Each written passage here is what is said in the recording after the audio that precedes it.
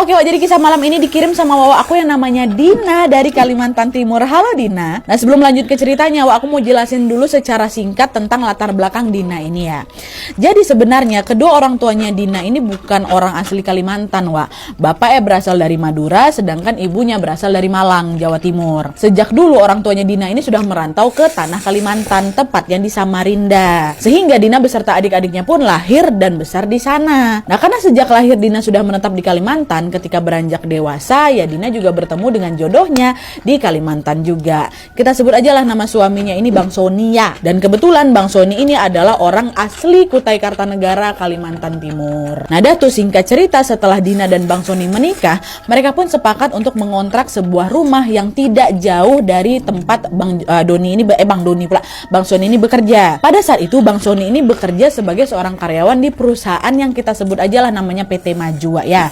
Nah lokasi perusahaan ini berada di salah satu kabupaten di Kalimantan Timur. Nah tempat kerjanya Bang Soni dengan rumah kontrakan mereka ini Wak dipisahkan oleh sebuah sungai yang merupakan hulu dari Sungai Mahakam. Dan sesuai permintaan Dina, aku nggak bisa nyebutin detail nama sungai ini Wak ya, karena hal ini cukup sensitif untuk Dina dan menyangkut pekerjaan Bang Soni. Jadi kalau misalnya nama sungai ini kau sebut Nadia, ketahuan tuh nama perusahaan itu apa. Jadi tolong nggak usah disebutin. Jadi kita sebutin aja nama sungai ini Sungai Hijau Wak ya. Jadi anggap aja tempat kerjanya Bang Soni ini di Pulau A, rumah kontrakan mereka di Pulau B. Antara A dan B dipisahkan sama Sungai Hijau. Ya, dan untuk menuju ke tempat kerjanya ini Wak, Bang Soni harus menyeberangi Sungai Hijau dengan menggunakan perahu ataupun sampan selama kurang lebih 20 menit perjalanan. Karena memang hanya sungai itulah Wak salah satu akses untuk bisa menuju ke tempat kerjanya Bang Soni. Gak ada jembatan, gak ada apa, harus lewat perahu atau nggak pakai sampan. Nah, kayak gitulah. Selain menjadi satu-satunya akses Wak, Sungai Hijau ini ternyata juga dianggap cukup sakral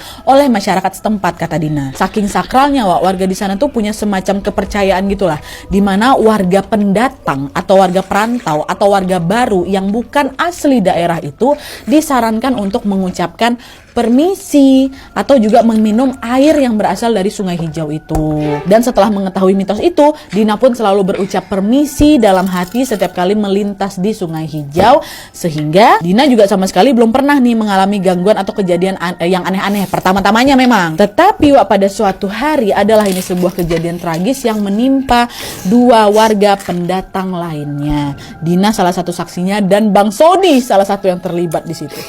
Apa yang terjadi? Masuk. Nah jadi Wak ceritanya pada suatu hari Dina ini sedang berbahagia karena hari itu dia tuh berulang tahun. Dina yang pada saat itu mengantar Bang Soni ke dermaga atau ke pelabuhan untuk bekerja seperti biasa ini bilang, sayang hari ini kan aku ulang tahun, ayolah kita rayain kecil-kecilan lah yang yuk kita pergi kemana kayak gitu, bosan pula aku di rumah, kata si Dina. Oh iya sayang, nanti malam kita makan-makan yuk ke kota, which is ya adalah ke kota lah gitu. Nanti abang usahakanlah pulang kerjanya lebih awal ya, kata Bang Soni. Betul Bang ya, nanti aku tunggu di rumah Bang ya, kata. Iya ya betul, nanti aku cantik-cantik ya, kayak gitulah. Dah Bang berangkat dulu ya, kata siapa ini, kata si Bang Soni kan. Setelah itu Bang Soni pun menyeberang sungai dengan menggunakan perahu. Hari itu berlalu sangat cepat Wak, sehingga tidak terasa waktu sudah menunjukkan pukul 6 sore. Nah di sore itu Nadia entah kenapa Dina ini merasa ada sesuatu yang gak biasanya. Cuaca sore hari itu panas sekali panas.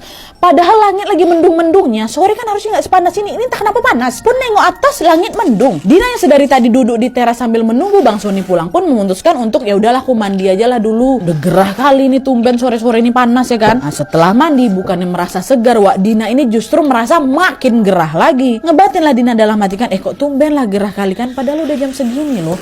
Ada apa-apa nggak ya ini gitu. Meskipun keheranan, Dina pun yang nggak begitu ngambil pusing lawak dan lanjut berwudu melaksanakan sholat maghrib. Nah selesai sholat maghrib Wak, tiba-tiba handphonenya Dina berbunyi dan ternyata itu adalah chat dari suaminya Bang Soni. Bang Soni bilang, sayang bentar ya aku pulangnya agak telat soalnya aku nebeng perahu bareng temanku si Mufid sama Hamzah. Aku balik nebeng mereka yang, kata Bang Soni. Oh iya Bang, nggak apa-apa jangan malam-malam ya, kata. Iya yang bentar lagi kok kami pulang, katanya. Tapi Wak setelah beberapa saat ditunggu, Bang Sony ini nggak kunjung balik juga, nggak nyampe-nyampe di rumah. Dina berusaha nelpon Bang Sony beberapa kali tapi nggak diangkat juga. Sampai jam menunjukkan pukul 8 malam, Bang Sony juga tetap nggak balik. Cemaslah Dina. Akhirnya Dina pun menelpon teman kerjanya Bang Sony yang memang dia kenal, tapi bukan yang 2 teman yang bareng Bang Sony, temannya Bang Sony yang lain. Dah ditelepon kan, maaf Bang, suamiku masih ada di kantor nggak ya? Kalau ya tolong bilang Mas, saya nyariin, katanya. Loh, Sony udah balik dari tadi Kak, sama si Mufid dan Hamzah, kata kawannya ini. Oh gitu ya Bang ya, jam berapa baliknya? Soalnya sampai sekarang belum pulang juga loh Bang Sony, katanya. Dari tadi Kak, sebelum maghrib, mereka udah balik tuh bertiga. Nah, mendengar jawaban ini Dina makin cemas lah, Wak. Seharusnya pada saat itu Bang Sony sudah sampai di rumah nih, karena waktu tempuh dari kantornya nyebrang ke rumah tuh cuma paling 20 menit nah dia. Di situ Dina berusaha lah kan menenangkan diri. Dia berpikir, oh mungkin Bang Sony mampir ke suatu tempat nih buat beliin aku surprise. Ini kan hari spesial aku, gitu kan dalam hati ya. Tapi habis itu aku mikir lagi nah dia, gak mungkin lah Bang Sony ini mampir kemana-mana. Orang area kantornya sama sekali gak ada toko, gak ada warung, gak ada mall kok. Gak ada bangunan apapun selain hamparan kebun sawit. Mau mampir kemana dia? Menyadari hal itu cemas lagi lah si Dina. Kan dia terus tuh ngubungin suaminya, tapi gak diangkat-angkat juga. Singkat cerita, pada jam 9 malam, barulah ini Bang Sony balik bersama dengan kedua temannya tadi, Mufid sama Hamzah. Nengok suaminya balik agak marah lah ini kan Kak Dina nih. Abang nih gimana nih? Kan kita udah janjian makan-makan, malah balik kok jam segini. Dari situlah Dina tahu, dia bawa kawannya. Dan gak cuma bawa kawannya aja, Dina juga menyadari mereka bertiga ini muka pucat, takutan. Kenapa kalian? Masuklah dulu, masuk. Kenapa Bang? Dina pun menyempatkan diri membuat teh sambil menyuruh mereka beristirahat sebentar.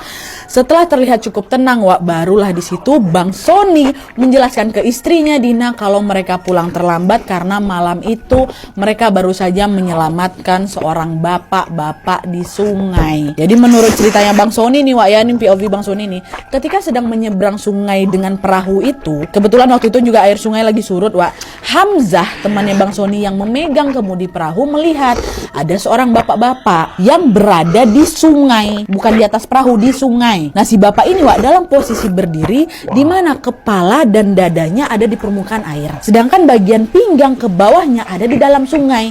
Jadi setengah mengapung gitu kan, tapi berdiri ya. Setelah perahu yang Hamzah kemudikan ini semakin dekat, dia barulah menyadari bahwa bapak-bapak itu tampak seperti sedang kesulitan mengangkat badannya untuk naik ke tepi sungai. Jadi kakinya tuh macam kelihatan bergerak-gerak, macam orang mau berenang, tapi dia macam nggak nyampe-nyampe ke tepi gitu loh, nggak bergerak. Dan yang semakin membuat Hamzah terheran-heran adalah si bapak ini sama sekali nggak minta tolong sama mereka yang lagi lewat itu, enggak. Sehingga Hamzah yang awalnya berniat untuk menghampiri si bapak ini jadi diurungkan niatnya.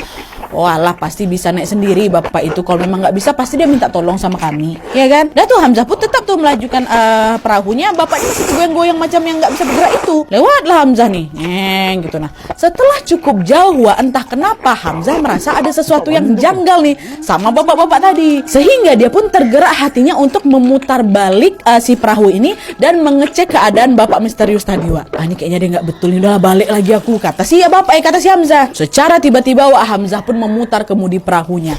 Di situ Bang Sony sama Mufid kaget, nanya lah, Hamzah, kenapa kau putar balik? Bukannya kita mau pulang? Bentar lu, kayaknya ada orang yang tersangkut lah di sana, kata Hamzah. Nah, Bang Sony sama Bang Mufid yang memang dari tadi nggak notice sama keberadaan bapak-bapak itu jawab, mana ada orang di sini? Udahlah, pulang aja lah, yuk. Aku tahu sendiri kan di sini ini tempat apa nih. Iya, kalau memang betulan itu orang. Kalau bukan, kita nanti celaka, kata orang berdua nih. Enggak, bukan setan. Udahlah, kalian tenang aja lah. Aku yakin dia orang betulan tuh. Terjebak dia tuh, kata si Hamzah. Nah, karena Hamzah tetap kekeh dengan pendiriannya, mau tidak mau mereka berdua ngikutlah kemauannya Hamzah, kan perahu tuh pun juga perahu Hamzah. Dah, mereka pun ngampirin lah si bapak-bapak. Ini udah sore, dah agak gelap nih, ya. Nah, pada saat sudah mulai mendekat, mereka bertiga melihat bahwa bapak-bapak itu dalam posisi memunggungi mereka, membelakangi mereka. Kebayang ya, Bang Sony yang dari tadi takut kalau dia ini bukan manusia, akhirnya bertanya dengan suara lantang, "Woi Pak, kenapa Pak? Ada apa Pak?" Mendengar pertanyaan Bang Sony, bapak yang tadi membelakangi mereka, langsung menoleh ke belakang. Kayak gitu, ya Allah, merinding. Terbayang lagi sama aku setelah itu. Dan ternyata memang betul, dia adalah seorang manusia nih, bukan setan, bukan hantu. Tepatnya seorang bapak-bapak yang kurang lebih berusia 40 tahunan, Tapi bapak tuh pucat kali dan macam orang ketakutan gitu. Ini masih mengambang dia nih, ya, masih setengah badan dia nih di atas sungai tuh. Bapak tuh nengok tapi nggak ngerespon apa-apa, Bang Sony nanya lagi, Pak, bapak orang mana Pak? Bapak tinggal di mana? Ngapain bapak di sini? Dengan suara gemetar, si bapak itu bilang, "Saya Adi, saya dari Makassar. saya kerja di PT Indah, tolongin saya. Teman saya tadi kesangkut di situ, kata dia. Kesangkut di mana, Pak? Di situ, kata bapak tuh sambil menunjuk ke satu titik kan, Wak. Nah, mendengar hal itu mereka bertiga ini merasa ada sesuatu yang nggak beres sama si bapak, Wak. Mereka pun langsung lah pegang tangannya si Pak Adi ini dan membantu Pak Adi buat naik ke atas perahu.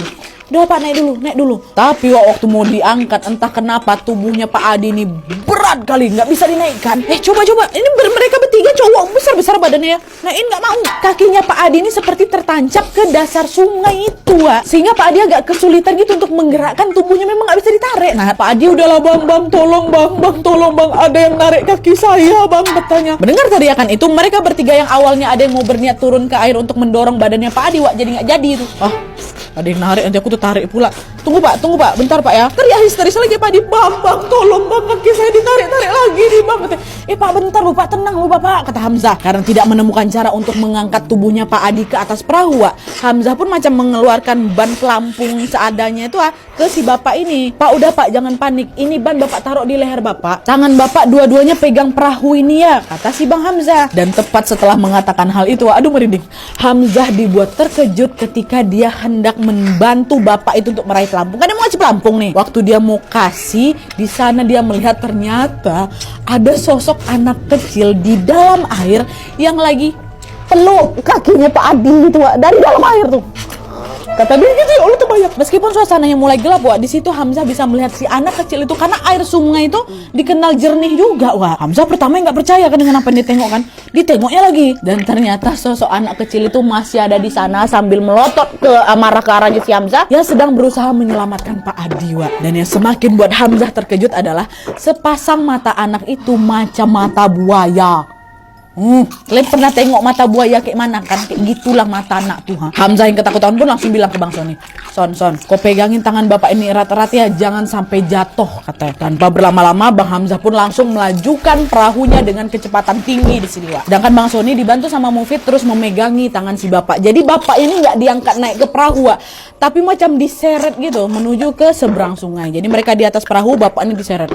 Karena nggak bisa dinaikkan kan, dibawa tuh sampai mau ke tepi sungai. Dan pada saat ingin menghentikan perahunya, Wak, Hamzah masih bisa melihat dengan jelas kalau sosok anak kecil yang meluk kakinya Pak Hamzah tuh masih mengikuti mereka dan masih memeluk kakinya Pak Hamzah. Bisa kalian bayangkan, ini tarik nih Pak Hamzah. Nah, dia masih di sini nih.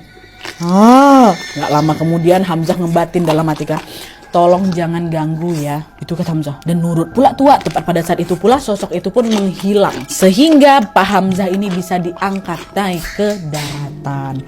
Dah nih, sesampainya di daratan, mereka pun langsung mengantar si Bapak Adi ini untuk kembali ke mes PT Indah tadi, tempat dia bekerja, yang memang berada di Pulau B ini, Wak. Setelah ditanya-tanya, barulah Wak, Pak Adi ini mengaku kalau ternyata sepulang bekerja tadi, dia dan juga seorang temannya, yang kita sebut aja namanya Pak Jojo, bermaksud pergi memancing di Sungai Hijau ini, Wak.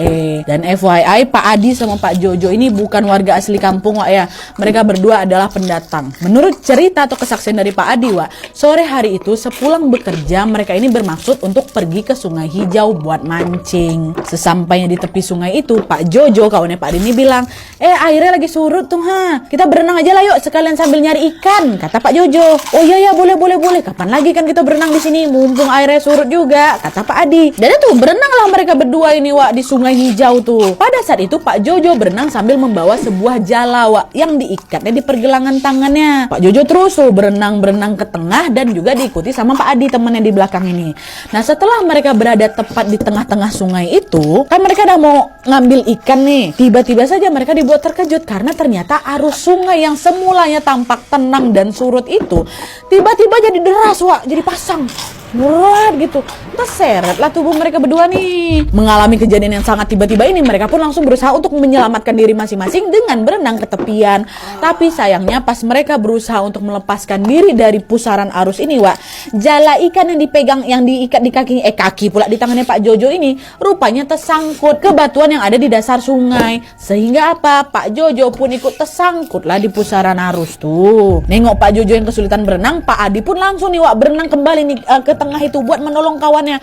Tapi pada saat sudah semakin mendekat buat nyelamatin kawannya ini ya, Pak Adi dibuat ketakutan ketika dia melihat ada sosok anak kecil yang memeluk kakinya Pak Jojo. Pak Adi juga tengok wae. Dan sosok itu juga lah yang kata Pak Adi menarik kakinya Pak Jojo ke bawah sungai itu, sehingga secara perlahan-lahan macam mau ditenggelamkan Pak Adi itu.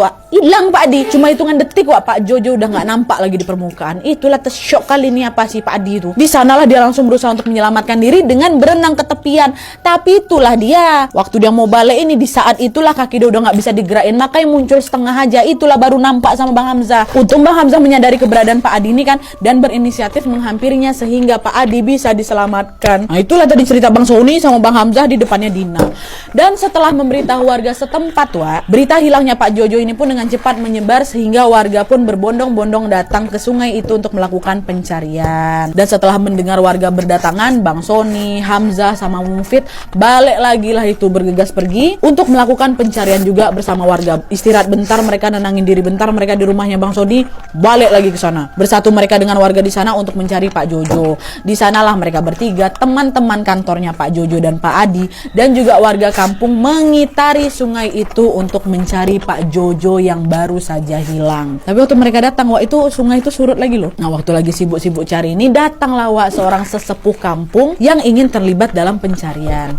Sejam, 2 jam berlalu, pencarian itu belum membuahkan hasil. Nah, pada saat mereka sedang sibuk-sibuk mencari Pak Jojo ini, warga dikejutkan dengan sesepuh kampung tadi yang tiba-tiba kesurupan dengan suara lantang. Sosok yang merasuki si sesepuh ini bilang, "Sudahlah, jangan kalian ganggu lagi. Cukup 1 orang tadi yang terlepas. Yang ini biarkan untuk aku," katanya. Dan setelah ngomong ini, dengan cepat sesepuh itu langsung sadar balik, Nah, setelah kejadian kerasukan itu, warga di sana tuh macam udah sama-sama paham gitu lah, Oke, udah bubar hari ini, besok kita cari lagi. Kalian ngerti sama-sama paham tuh apa? Nanti ada jawabannya. Dan mereka semua pun langsung serentak balik badan menuju rumah masing-masing dan baru akan melanjutkan pencariannya besok pagi. Ya. Nah betul keesokan paginya warga kampung pun kembali lagi melakukan pencarian Pak Jojo.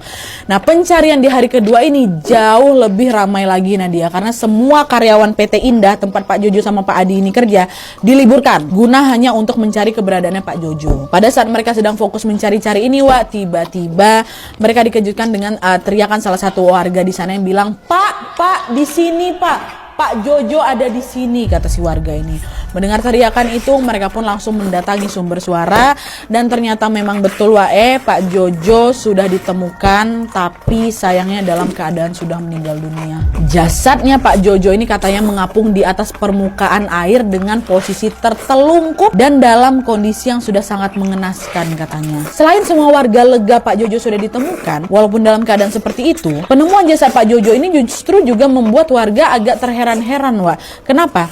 Pertama, Pak Jojo ini ditemukan dalam kondisi meninggal dunia, padahal air sungai ini lagi surut. Ya kan? Terus kedua, lokasi di mana jasadnya Pak Jojo ditemukan ini ternyata merupakan lokasi di mana Hamzah menemukan Pak Adi semalam. Which is warga kampung tuh udah ratusan kali memutari titik tuh bahkan menyelam di lokasi itu ada Pak Jojo. Nah, kejanggalan-kejanggalan itulah yang membuat banyak sekali orang berpikir, termasuk Dina sendiri yang mengatakan bahwa Pak Jojo ini sedang mengalami kepuhunan ya. Karena apa? Karena dia berani melanggar peraturan yang tidak tertulis di kampung itu. Kalian masih ingat kan tadi apa yang aku bilang di awal? Sungai hijau ini merupakan sungai yang dianggap sakral, sehingga tidak banyak warga asli sana yang berani berenang di sana, di sungai itu. Warga asli sana loh nggak berani. Nah ini Pak Jojo sama Pak Adi yang merupakan pendatang justru berani itu berenang di sana, bahkan menangkap ikan di situ dengan menggunakan jala lagi Nadia, bukan alat pancing. By the way, yang kata Dina memancing dengan jala di kampung itu merupakan sesuatu yang tidak umum dilakukan. Itulah kenapa akhirnya konon Pak Jojo sama Pak Adi ini mengalami musibah karena melanggar aturan yang tidak tertulis tadi. Dan ucapan sesepuh yang kemasukan tadi itu seperti sudah pertanda gitu loh, bahwa yang mau dilepaskan sama mereka itu ya cuma Pak Adi aja. Pak Jojo biarlah di sini kan gitu kan. Nah itulah kenapa warga semua udah pada paham, Pak Jojo ditahan nih di sini kayak gitu. Dan FYI nih sebenarnya di sini Dina sempat foto dan juga merekam kejadian pada saat Pak Jojo ditemukan, dan foto sama videonya itu dikirim ke email kami. Tapi Dina berpesan, Nat nggak usah di share, cukup pemandangan itu kau sama tim aja yang nengok, jangan disebar. Ya nggak apa-apa banget. ngerti sekali. Innalillahi wa inna ilaihi raji'un. Turut berduka cita Pak Jojo. Oke, sebelum aku menutup video ini, sebenarnya aku mau cerita juga sedikit pengalaman pribadinya Dina. Dina juga berbagi nih di sini tentang kepuhunan itu sendiri juga, Wak. Jadi ternyata beberapa waktu sebelum ada kejadian Pak Jojo ini meninggal, Dina sama suaminya ini juga hampir mengalami nasib yang sama sebenarnya, Wak. Jadi ceritanya waktu itu mereka berdua ini lagi pergi ke tepi Sungai Hijau ini untuk mancing ikan juga sebenarnya. Nah, sebelum pergi, Wak, Dina ini minta Bang Sony untuk bawa nugget ayam mentah sebanyak 3 biji untuk digunakan sebagai umpan. Nah, berhubung pada saat itu Dina ini baru aja beli segelas kopi, dia pun bawa sertalah itu segelas kopi itu ke sana, ke tepi sungai itu. Nah, sesampai di sana mereka pun melemparlah pancingan itu dengan umpan nugget tadi itu kan. Nah, mereka duduk-duduk nih sambil menunggu ada ikan yang nyangkut di pancingannya. Terus, Wak, tidak lama kemudian Dina mencium ada sebuah bau kucur. Bau kucur nyengat kali Nadia. Kucur tuh apa Nadia? Kucur tuh kalau kata Dina ini, Wak, apa umpan ikan yang terbuat dari usus ayam yang sudah difermentasi selama beberapa minggu. Jadi kebayang kalian baunya busuk kali itu pasti kan. Nah, Dina yang penasaran dengan asal usul bau itu nanyalah sama suaminya, Bang, ini bau kucur apa nih? Abang bau kucur ya? Enggak deh, abang nggak bau apa-apa kok. Abang cuma bau nugget nih lah. Abang juga udah lama mancing nggak pakai kucur. Lagian juga abang nggak ada nyium apa-apa kok. Nggak ada. Laki yang nggak cium, Wak. Nah, dari situlah Bang Sony pun langsung sadar bahwa oh ini ada sesuatu yang nggak beres nih. Dia bilang ke bininya, ke Dina kan, dadah, diam, jangan dibahas lagi. Dina nurut aja nih sama suaminya. Nah, selang beberapa saat kemudian bau itu balik lagi tercium. Nah, dia makin nyengat lagi nih. Bang, baliklah Bang, udah nggak betul ini Bang. Makin nyengat Bang, maunya takut aku. Udah diam dulu, nanti jam 9 kita baru pulang. Diam. Dengar kata suaminya, nurut lagi lah Dina ini. Hingga akhirnya Wak, tepat jam 9 malam, mereka pun langsung berjalan cepat meninggalkan tempat itu. Dan sesampai di rumah, barulah dia menceritakan kejadian itu ke mertuanya, ke mamanya Bang Sony. Nah, disitulah Wak, kata mertuanya, kalian, Dina, kamu tuh hampir saja mengalami kepuhunan yang bisa mengancam keselamatan kamu. Nah, kepuhunan yang dimaksud di sini adalah Dina ini dianggap tidak menghargai entitas yang ada di sana, Wak. Dengan apa? Dengan membawa makanan yang sudah dimasak tanpa adanya sesajen. Dina bawa nugget, dia bawa kopi juga kan, tapi dia nggak bawa sajen. Dan alhamdulillah di sini Bang Sony ini langsung tanggap, Wak. Dia nyuruh bininya diam. Makanya mereka berdua bisa pulang dengan selamat tuh. Karena katanya kalau misalnya langsung dibahas, langsung dikasih tahu kenapa, nanti itu tidak balik tuh. Katanya kayak gitu, Wak. Gak boleh jadi sembarangan kalian mau bawa apa tuh, mau bawa apa? Mau bawa makanan selain yang sudah ditentukan di sana gitu loh. Sama kayak kisahnya Kalsel kan, ada kawan yang bawa buras tuh, kesasar mereka.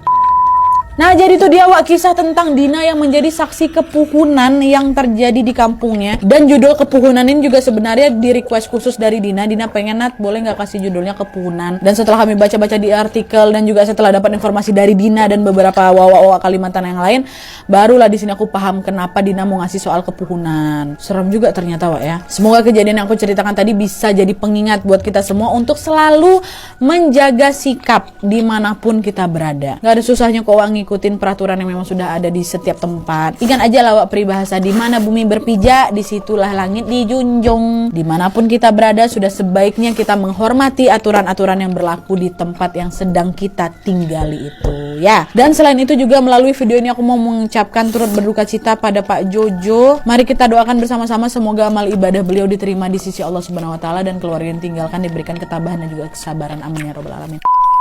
Dan buat Dina, Bang Sony, Bang Hamzah, semuanya terima kasih banyak sudah berbagi kisah horornya di sini. Dan buat kalian yang juga pengen berbagi kisah horornya, boleh langsung kirimin aja ke email di bawah ini dengan subjek judul ceritanya. Jangan lupa juga sertakan nomor WhatsApp sama Instagram kalian supaya nanti kalian gampang aku hubungin kalau misalnya kisah kalian di-up di video selanjutnya.